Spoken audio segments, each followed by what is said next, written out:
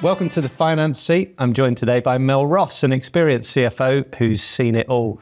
Most recently, she's helped pubX, an AI business, in their latest fundraise. Mel, thanks for joining us today.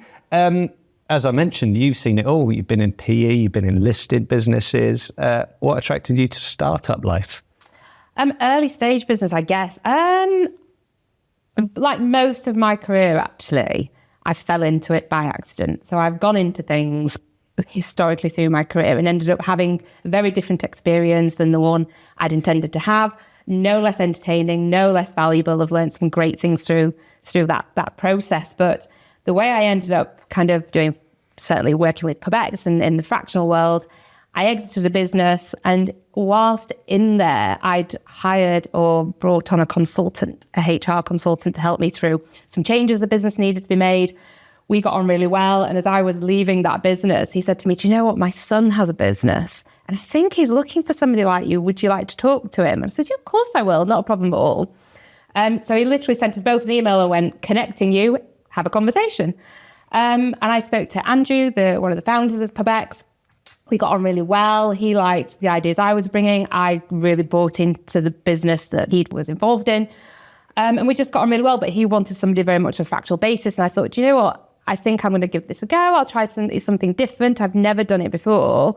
And so that's kind of how I got into that side of things. And then, ended up spending a bit more time with pubX and have thoroughly enjoyed that. Great. So without outing Andrew and the team too much, what sort of financial blind spots have you noticed from founders as opposed to, within early stage businesses as opposed to where you've been previously? So, important to say, I guess, that it's not just Andrew I've been working with. So as a fractional, I've worked with several companies now. And to be honest, I've worked with founder-led businesses historically as well.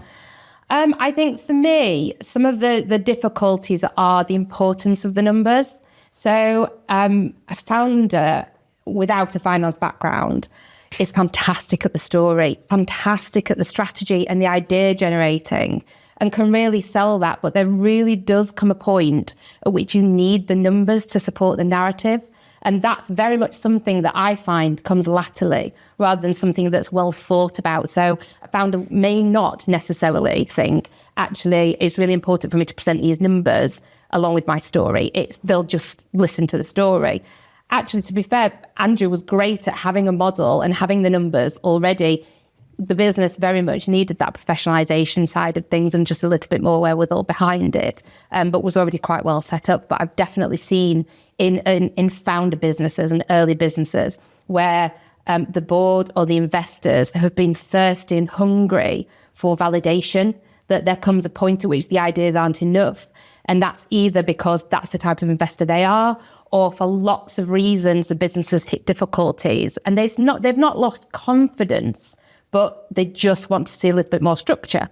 And actually what a CFO does, it's that conscience and it's that support for the investor to say, well, actually, look, somebody is looking at this. And depending on the type of investor, you get your much more corporate types of investors who will literally say to you, here's what I want, here's how I want you to present it to me. If you do that, I'm happy and I'll leave you alone. Or you've got the type of investors who go, yep, they look like a set of numbers. Okay, now tell me the story. They just want the confidence that you've done that job. And some people want to check your work. So it's just that's kind of something I've definitely noticed. And you mentioned there or alluded to the differences between being a corporate CFO and being an early stage CFO. I guess in the middle, you've got the scale up CFO as well. What's might be too broad a question, but I'll try it anyway. What's the difference between those three, the CFO role in those three different types of businesses? It's a really good question, actually. And there are lots of things that are similar. Let's face it, you always need a P&L balance sheet and a cash flow. For me, the difference is how important each one of those are at each different stage. So if I go to corporate is really difficult and has so many different challenges, but equally from that perspective can be quite prescriptive. So you know what you have to do, and there are actually quite helpful rules that you have to follow to say what you can disclose and how you disclose it and how you treat that. So that's really good. Can be a little bit prescriptive and a little bit difficult to work within the framework of. For me, definitely, the market being fluctuous, Certainly, whilst we've had Brexit, COVID, the Russia-Ukraine conflict, that's made the market, certainly for publics and corporates, really volatile. And that means that a lot of your time as a CFO is spent really answering questions as to why the share price has moved when the market's just moved. And that, in a way, is frustrating, stops you from adding the value you want to add. In scale-up, I guess, from a CFO perspective, it's very much having an idea of where you want to go, but you're on a journey in a scale-up. You're neither the 100 million business you're aiming to be, you're perhaps not even 15, but say you're on a journey to go.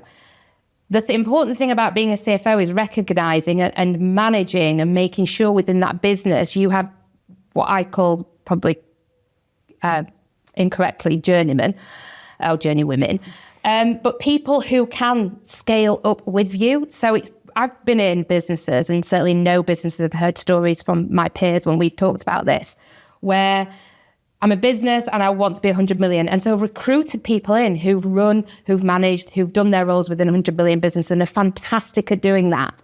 What they've not done is scaled up a business from 0 to 100 million. And that requires lots of thought and lots of different things. So you want to be perfect up here, but you can't be perfect overnight. That requires a lot of time, a lot of attention, and quite frankly, a lot of money that you don't necessarily have right now. So what's good enough for the stage you're at? And it's recognizing what you can do with the assets that you have to be the best until you're ready to take that next step up. And there are steps and stages to get to 100 million, and you've got to respect those stages. And as a CFO, your role is to make sure that you've got the adequate controls in place. Everybody's aware of this, so one side of the business isn't getting ahead of another side of the business, and that you're really kind of all collaboratively working together on this journey. In terms of, I guess, much more early stage businesses, for me, the difference is it's much more cash focused, much more so. Equally, as a CFO, don't have any ego. You will literally sometimes need to do everything. So you will be the person writing or doing the formulas in the Excel spreadsheet that, you might not even have a team. So you might have the title of CFO and you're doing lots of great CFO, what I consider a CFO type roles, but you're also chasing people for cash in, and you're also making sure the bills get paid and you're logging on and making the payments. So it's very much a tight kind of infrastructure there. And equally, from a reporting perspective, you have to be much more flexible because there aren't so many concerns about, I have to be careful about what I'm sharing with who. You're literally just answering people's questions, and you may have 5 or 6 investors, maybe more, who are quite prescriptive about what they want. You may have just one format that fits it all. So it's making sure you've got all that information, so very easily you can flex what you're sending to suit that investor's needs, because quite frankly, you're one of perhaps a good number of businesses that's trying to get money out of them. So you want to really focus on what it is that they want and fit to them, because they're never going to just fit to you. You're the David to their Goliath at that point, I guess. Yeah. And what do you think it is? What makes the key then between that investor CFO relationship? How do you manage that? There's an understanding. You have to build an understanding of them. So what type of investor are they? What's really important to them? What's their end goal? Are they an experienced investor? Is this something that they have to understand that certainly in early stage, things are never going to be linear. There are going to be hiccups along the way. How are they going to react to that? And what can you do to get them comfortable? What reporting do you need that's going to make them happy? Do they just want a touch point? Do they just want confidence? Sometimes, do they even want to talk to you? Do they just want a relationship with the CEO? And you have to just be clear that he has the key points. So, if he's not, or if they aren't necessarily from a finance background, it's sharing that information in a way that they absolutely understand it, but can answer the questions that you think are going to be asked.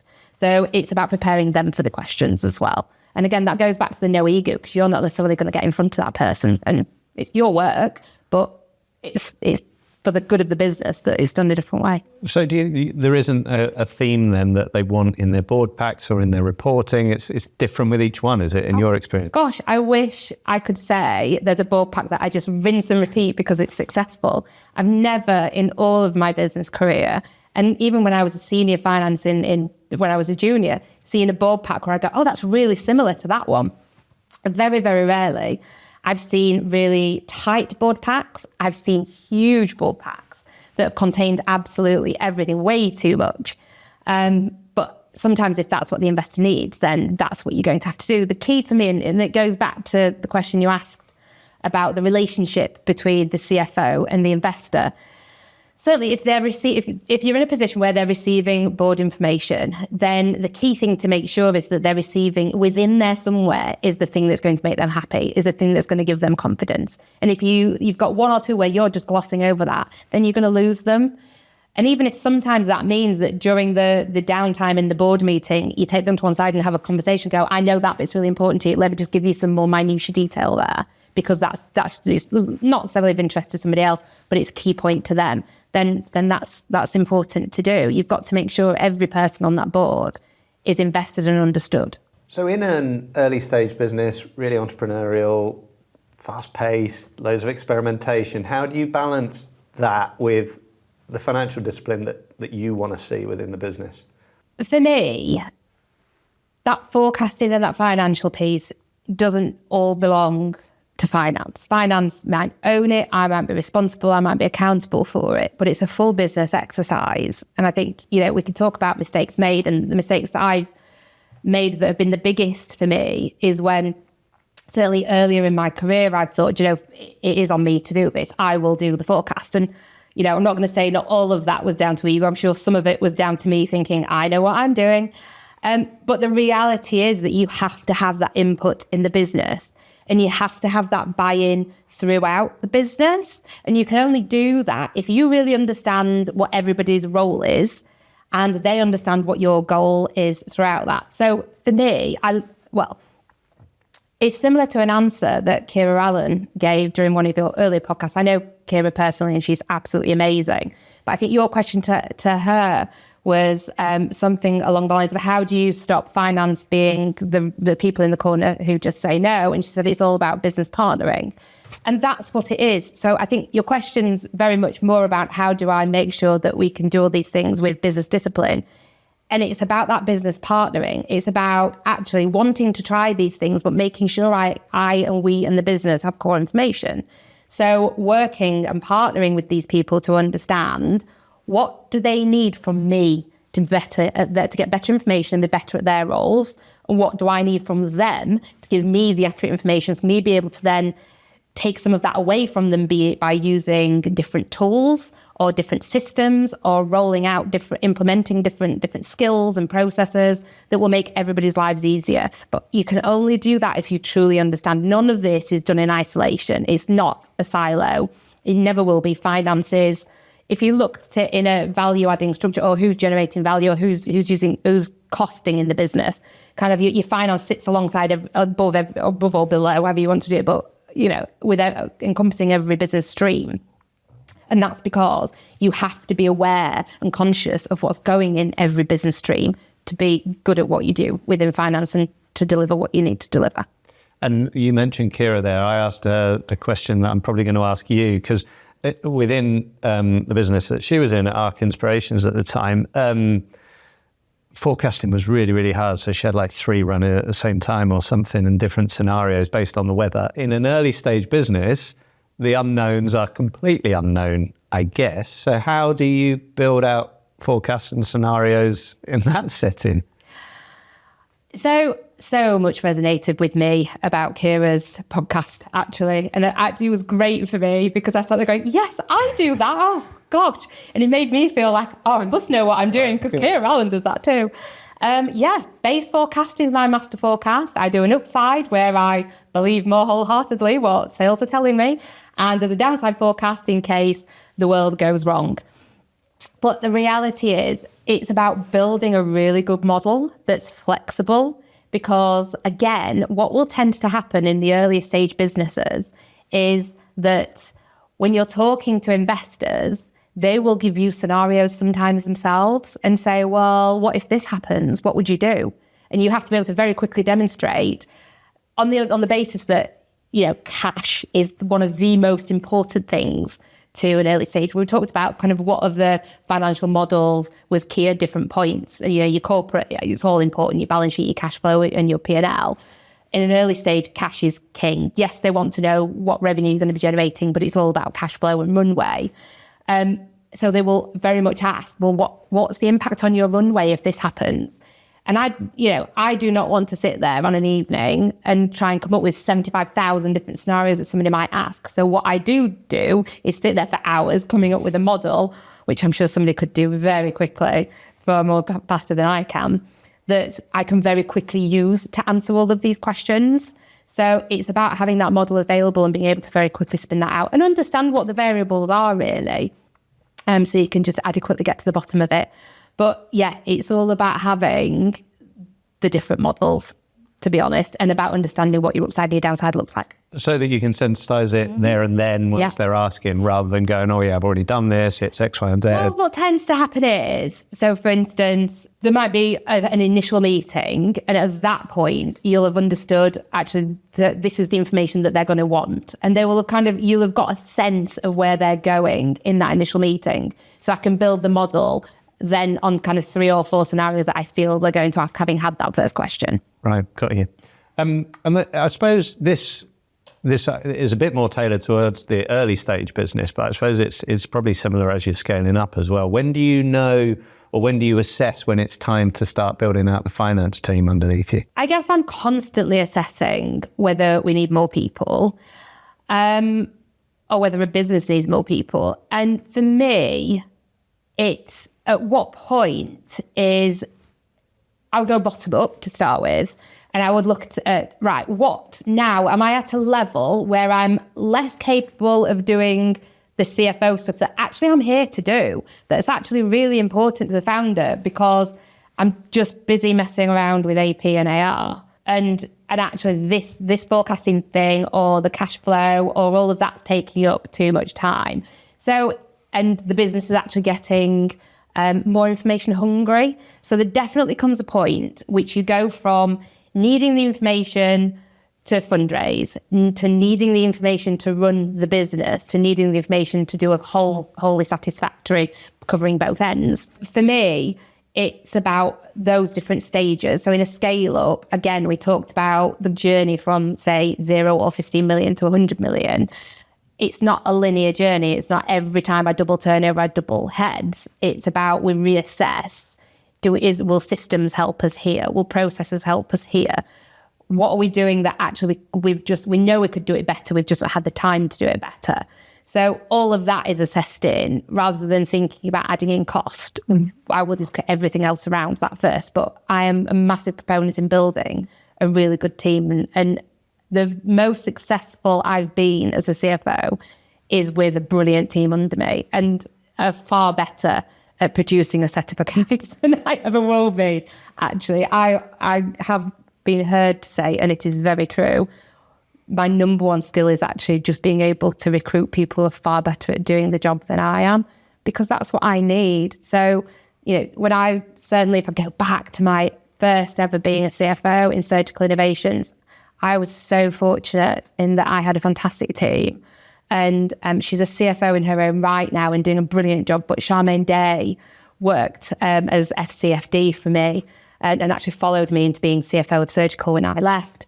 And she was fantastic, and the team that she built around her as well gave me so much confidence to go and do all the things I needed to do, because I knew she was caretaking and looking after all of that finance stuff. So she was just great at making me look good. And there was somebody fantastic in quality who I could just rely on. There was somebody brilliant in manufacturing I could rely on. Somebody in design I could rely on. All these fantastic people who I knew enough about their bits to ask questions. But Charmaine never kind of gave me bad information. If I needed something, I knew she had it. If I got a question, I knew she got the answer. I could be walking into a board meeting and have a moment of, oh my God, ring her and go, what's that again? And she'll go, it's this. Oh yes, thank you, Charmaine. So she was great at that. And that's really what you need. And I've kind of tried really hard to replicate that and have been successful in some businesses, not so successful in others. But, to build that team of people that work in a way that gives you so much confidence. And you've looked at that from a people first point of view historically, haven't you? Yep. Now with AI and systems and things like that, have you found the balance is tilting? Are you kind of going, right, let's look systems first now and then people? Or how's that balance shifted in the last couple of years for you? No, I need people, right. Which is a bit of an antithesis to what people believe finance are. But I don't want accountants that sit behind screens that nobody's seen before. I want accountants that have been out in the business, that know people's names, know people's roles. So we'll go back to what I said earlier, which is, forecasting and budgeting doesn't belong to finance. We're just pulling it together. Yes, I own it and I'm accountable for it, but it's the responsibility of all the business to kind of supply that information and understand everything enough to be able to give that information. But how do they know what information is critical? Well, that's because finance has been spending time with them, talking about that information, reporting to them on a monthly basis or quarterly basis, what's key and what's critical and what's important. So it's about I'm very much a proponent of get the people into finance seats. And if they've not done it before, support them in getting out. Because I love finance. I want everybody in the business to love finance. That's my great dream, which is never going to happen, but I'm going to keep going. And I want kind of, I just don't want my team to be thought of as being counters. I want them to be embraced within the business, really. In the early stage businesses that you've been in most latterly, I mean, it's a pretty intense environment, I guess, and managing cash is tough, really tough. How have you, I suppose it's a bit more of a mental one, a mindset one. How have you kept perspective? How have you kind of kept your resilience going in these pretty intense environments? Resilience to me is something I've built up over time. I would say there's definitely been periods of my life where I've not been resilient at all. There's been periods of my life I look back on and go, how was I that resilient? But I think actually I was very young. It was very my first CFO role or very early in my career, and I just did things without not thinking of the consequences, but just did them. I think as you get older, you are less, not risk averse, but you consider things a little bit more. And I've been in a lot of businesses, early stage and not so early stage, that have found themselves in positions which are less than desirable, not of their making, certainly not of their choosing, and have had to have difficult conversations. I've had to go through difficult times with them. And some of those I've managed to go through and have made it through quite sensibly and I've come out of it and thought that was an experience, but I've gone through it. And other times I've come out of it and thought, okay, I need a break. This is just, wow, that was intense. And so for me, and I've done that, I've definitely taken time out. I've taken time out to think about it. I've talked to peers. I've talked to friends who've been in similar situations. And I've definitely had periods where I've sat there and gone, do I want to be a CFO? Do I want to do this again? That was really hard. And I went through that period a few years ago now. And it was only sat round a table of female CFOs, purely because that was the meeting I was in, and everybody talking about their experiences in their career. And I thought, oh gosh, it's not just me. Wow, other people go through this and feel like this too. I'm not terrible at this at all. Actually, my experience is a really good experience. And similarly, you have conversations and I find I love sitting down with people and saying, just talk me through your career. Tell me how you got here. What stages did you go through? What companies have you worked for? And they tell you all about their career and you're like, wow, okay, I could never have done that. Or how did you make it through that particular thing? And then I tell them my career and they're like, oh my God, how did you do that? And I was like, I don't know, I just kind of did it. And so it makes you realise really that everybody's experience is different, and resilience is built through these experiences. I think there's a saying, isn't there? If you're not making mistakes, you're not trying hard enough. And what I would say is I am my own harshest critic, and anybody who works within one of my teams will hopefully say that if you make a mistake, I will say that's fine. Okay, what did we learn from this mistake? The only thing I ask is, don't make the same mistake again. Go away and make lots of different mistakes. Just don't make this mistake. And I'll move on from that. If I make a mistake, I will cling to that within myself for like hours, days, sometimes weeks, and it will come back to haunt me like years later. But that's just kind of my mental attitude towards it, really. And that's something I know I have to work really hard at so that it doesn't negatively impact me. And I would say that's my kind of weakness, really, is that it's a strength and a weakness, maybe. In that I invest a lot of myself in a business, and I do, it's very heart and soul, which is great. But then when things aren't going great, I take a lot of personal responsibility for that. And I have to have very strong conversations with myself, which sounds insane, which is I'm not selling this product. So the fact we haven't sold enough is not my problem. But it's, we're not meeting the forecast. I kind of help raise. So yeah, it's resilience is an ongoing battle, but it's definitely experience-based. And also a bit of, it sounds like networking and just chatting to other people to get... Absolutely. It's fine. Absolutely. And I've definitely done that. Yeah, I've definitely reached out to people and gone, so, do you fancy a glass of wine? Because I'll buy you a glass of wine if you'll listen to my sub story. And then I'll talk to them about it. And they're like, that's not even as bad as when this happened to me. And I'm like, oh yeah, you're right. I feel so much better. And I think that's massively really important as well, that you have that network of people. Because my husband is fantastic at this, at listening to me, but this isn't he's not in this area. This, like, finance is a mystery to him. He knows I'm a CFO. He couldn't explain to anybody what I actually do for a living, which is absolutely fine. But sometimes you need to talk to somebody who lives and breathes it as well, who can really say to you, snap out of it, you're being ridiculous. Or what I'm really good at, like my number one personal skill is scenario building, like world-ending scenario building. I can stub my toe and it'll be like, oh my God. So you can imagine career-wise, that can be quite difficult for me sometimes. So having that kind of, at times when I'm really feeling it, someone to go, so this is where my head is. And they, these are the people who I rely on. And will say to me, get a grip. I'm like, yes, you're right. I should get a grip and just move on from it. So it sounds like networking is really important for you then in that sense. So for instance, her finance circle that's been launched through Headstar has been really valuable, to be honest, because as much as I love to network really broadly, I think that focus on female leaders and that ability to access, to see, to speak to kind of people within my peer network who've had similar and equally really different experiences kind of very much gives me confidence in myself and gives me a network of people who I feel I can definitely reach out to and speak to, because everybody I've met there has been so open, and similarly as am I, and people have definitely reached out to me and said, could I have a chat with you about your career? I'm really interested in how you got to where you are and kind of how it happened. Was it organic? Did you mean to do this? Spoiler alert, no, it's all a happy accident. So yeah, I think certainly those types of networking events are really valuable. So someone gets in touch with you, one of your peers says, I'll buy you a glass of wine. Yep. I'm just going into an early stage VC-backed business. Yep. What's the one piece of advice you'd give them? I would say, I guess I kind of mentioned some of this earlier, but I don't have any ego at all. Make yourself open and available to both teaching and learning and understanding. Try and get as much of a grasp of the business across the breadth of the business as much as possible, because then you will really understand what the key turning things are in there when you're building the forecast and when you're answering the questions, or when somebody comes to you with what in this scenario happens, you're not having to dash back to those people. You kind of got a bit more of an understanding. And, brush up on your spreadsheeting skills, because you're probably going to be the one doing them. Great.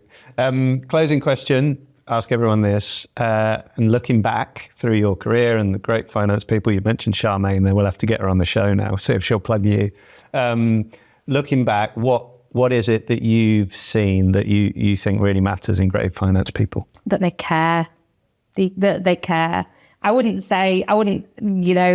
push anybody to the level of stress that I take from it, but it's somebody who cares enough that they want to do a good job, that they want to produce good information, they want to learn, that they want to furnish the business with great tools to enable the business to grow and be better. And so for me, a lot of that comes from wanting personally to do a good job.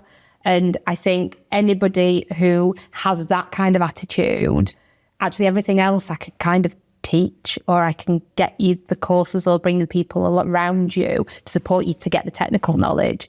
But if you've not got that kind of mental aptitude towards it in the first place, then it just becomes absolutely the hardest thing. Love it.